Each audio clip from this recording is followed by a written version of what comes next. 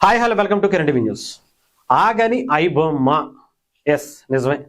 ఇప్పుడు ఐబొమ్మ 1 అను ఐబొమ్మ 2 అని ఏదో కూడా వస్తుందట.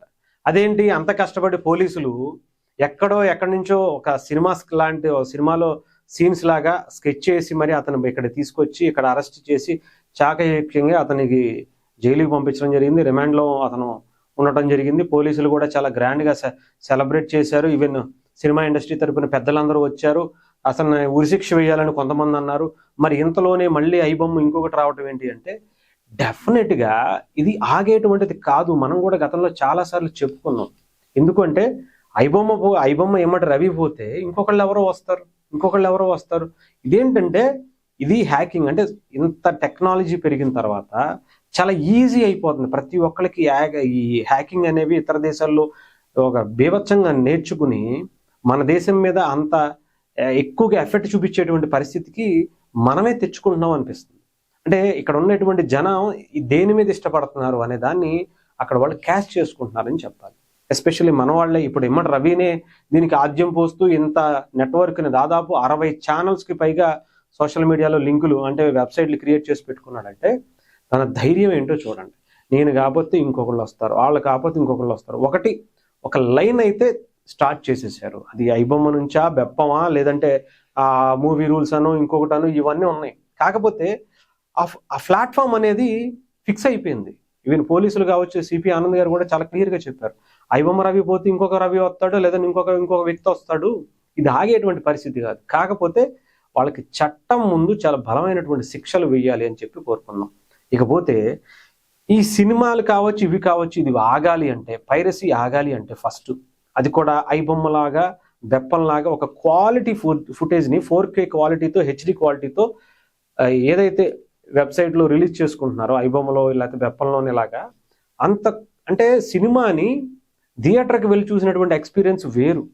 ఈ మూవీ రూల్స్ అంటారా, దానివల్ల పెద్దగా నష్టమేం లేదని చెప్పాలి. ఎందుకంటే కొంతమంది చూస్తారు, చెప్పాలంటే దానివల్ల ఇంకా సినిమాకి ఎఫెక్ట్ మంచిగా ఉపయోగపడుతుందని చెప్పాలి. అది ఒక టీజర్ ప్రైమర్ లాంటి దాంట్లో థియేటర్ ప్రింటే వస్తుంది.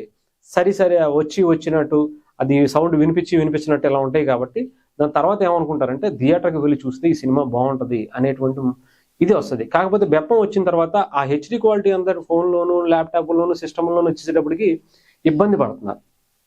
సో మనం చేయాల్సింది ఏంటంటే ఈ బెప్పం లాంటివో ఐబొమ్మ లాంటివో రాకుండా ఉండాలి అంటే ముందు మనం మన సినిమా థియేటర్కి వచ్చేలాగా మనం ఏమి ఎఫెక్ట్లు పెడుతున్నాం. థియేటర్లో పాప్కార్న్ కావచ్చు, కూల్ డ్రింక్ కావచ్చు, ఇంకొకటి కావచ్చు, సైకిల్ స్టాండ్ కావచ్చు, బైక్ స్టాండ్ కావచ్చు, ఆటో స్టాండ్ కావచ్చు, కార్ స్టాండ్లు కావచ్చు, ఇంత డబ్బులు పెట్టి అంటే ఒక్క సినిమా కంటూ మనం చూడాలనుకుని వెళితే మినిమం ఒక మనిషికి 500 రూపాయల కాగితం లేదా 500 రూపాయలు అలా అయిపోవలసిందే. దీనిని మనం తగ్గించాలి. ప్రజలకి అందుబాటు ధరల్లో తెస్తే 100 రూపాయలు ఖర్చు. మనం ఈరోజు 500 సంపాదించాం, ఇవాళ సినిమా బాగుంది, మంచి టెన్షన్లో ఉన్నాం, ఓ సినిమాకి వెళ్ళొద్దాం, కాసేపు రిలాక్స్ అవుతుంది, మైండ్ ఫ్రెష్ అవుతుంది, కాసేపు చూసి నవ్వుకుందాం, ఎంటర్టైన్ అవుదాం, లేదంటే ఆ యాక్షన్ ఎపిసోడ్ చూసి చిల్ అవుదాం అనుకునేటువంటి మెంటాలిటీతో థియేటర్కి ఒక 200 పెడితే మనం వెళ్ళొచ్చేటువంటి పరిస్థితి రావాలి. అది మనం మన సినిమా ఇండస్ట్రీయే చెయ్యాలి. మన ప్రభుత్వాలే దాన్ని ముందుకు తీసుకురావాలి. పక్క రాష్ట్రాల్లో నేను మొన్న కూలీకి సంబంధించినటువంటి దాన్ని కూడా చూశాను. 150 రూపాయలు ఉంది టికెట్. అదే కూలీ ఇక్కడ రిలీజ్ అయ్యేటప్పటికి 250 రూపాయలు ఉంది మల్టీప్లెక్స్ల్లోనే. అంటే ఏంటి దారుణం? పక్క రాష్ట్రాల సినిమాలకు కూడా మన దగ్గర హైక్ ఇచ్చేటువంటి పరిస్థితి ఎందుకు వస్తుంది?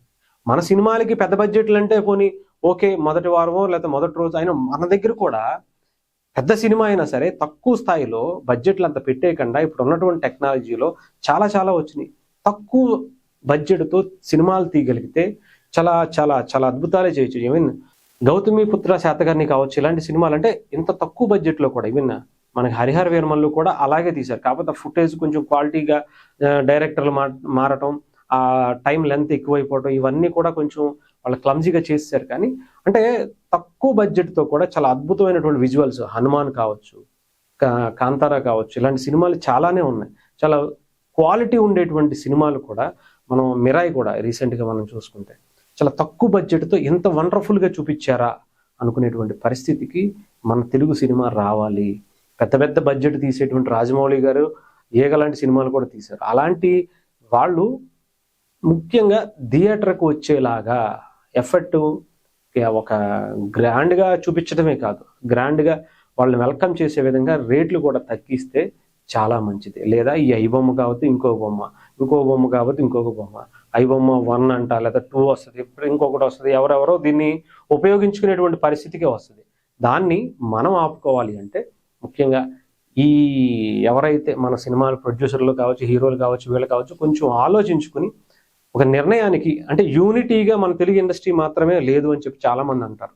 సో ఆ మాట కూడా అనిపించుకోకుండా మీరందరూ కూర్చుని ఎస్ మనం ఇలా చేద్దాం, ఇంత బడ్జెట్ నిర్ణయించుకుందాం, దీనికి ఇలా చేసుకుందాం, సినిమా టికెట్ ఎంత పెడదాం, థియేటర్లో పాప్కార్న్స్ కావచ్చు, ఇవి కావచ్చు, ఇలా పెట్టుకుందాం, థియేటర్కి ప్రతి ఒక్కళ్ళు వచ్చి హ్యాపీగా ఎంజాయ్ చేసి తక్కువలో వెళ్ళిపోయేలాగా. ఒక ఫ్యామిలీ వస్తే ఒక 500-600 లేకపోతే 200-300లో ఒకళ్ళు వచ్చి చూస్తే ఒక 500-600లో ఒక కుటుంబ సమేతంగా వచ్చి చూసుకునేలా వెళ్ళగలిగితే ఇంతకన్నా ఇంకొకటి మనకి హ్యాపీనెస్ ఉండదు. ఎక్కువ సార్లు వస్తారు, రిపీటెడ్ ఆడియన్స్ వస్తారు, చూసిన వాళ్ళరే థియేటర్లో చూసినటువంటి ఎక్స్పీరియన్స్ వేరే అని చెప్పి వచ్చేటువంటి అవకాశం ఉంటుంది. అంతే తప్ప ఇంకేం చేయలేము. లేకపోతే ఇది ఎంతే ఇలా కంటిన్యూ అవుతూనే ఉంటే మనం అలా చూసి మీరు ఇంకా రేట్లు పెంచుకుంటాం, ఇది చేయటం అలా అని చెప్పి వైసీపీ వాళ్ళు చెప్పినట్టుగా 5 రూపాయల టికెట్ 10 రూపాయలు పెట్టమని ఎవరు అంటలా. పవన్ కళ్యాణ్ గారి సినిమా వచ్చినప్పుడు మాత్రమే 5 రూపాయలు 10 రూపాయలు పెడతాం, మళ్ళీ వేరే సినిమా వస్తే, యాత్ర సినిమా వస్తే 200-300 పెడతాం, మళ్ళీ పవన్ కళ్యాణ్ గారి సినిమా రాగానే మళ్ళీ 5 రూపాయలు 10 రూపాయలు చేస్తామని మాత్రం నేను అలా చేయమని అయితే చెప్పట్లేదు. అందరూ కూడా ఈ టైం అంటే ఇంత బడ్జెట్లోకి సినిమాకి సంబంధించి ఇంత రేటు, ఇంత బడ్జెట్ దాటితే ఈ సినిమాకి ఇంత రేటు అనేది ఒక ఫిక్స్ చేసుకుని ఒక గైడ్ లైన్స్ ప్రాపర్గా 2 గవర్నమెంట్లతో కలిపి మీరు ఒకసారి చర్చించుకుంటే బాగుంటుంది. అంతే, అది కూడా పవన్ కళ్యాణ్ గారు చెప్పింది. అంతేగాని మేము ఇష్టం వచ్చినట్టు రేట్లు పెంచేసుకుని 1000 రూపాయలు 10,000 చేసేస్తే థియేటర్లు ఇలా అంటే చాలా మంది ఇలా చూడక ఏం చేస్తారు ఇంకా చెప్పండి. ఆలోచించాలి మనం కూడా. సినిమా ఇండస్ట్రీ బాగుండాలని కోరుకుందాం. ఎందుకంటే సినిమా ఇండస్ట్రీ మీద చాలా మంది ఆధారపడి బ్రతుకుతున్నారు కాబట్టి వాళ్ళందరికీ ఒక ఉపాధి అవకాశం మెయిన్ సినిమా ఇండస్ట్రీయే. కాబట్టి అలాంటి సినిమా ఇండస్ట్రీ బతకాలంటే ముందు మీరు మారాలి అనేది ఆలోచించుకోండి.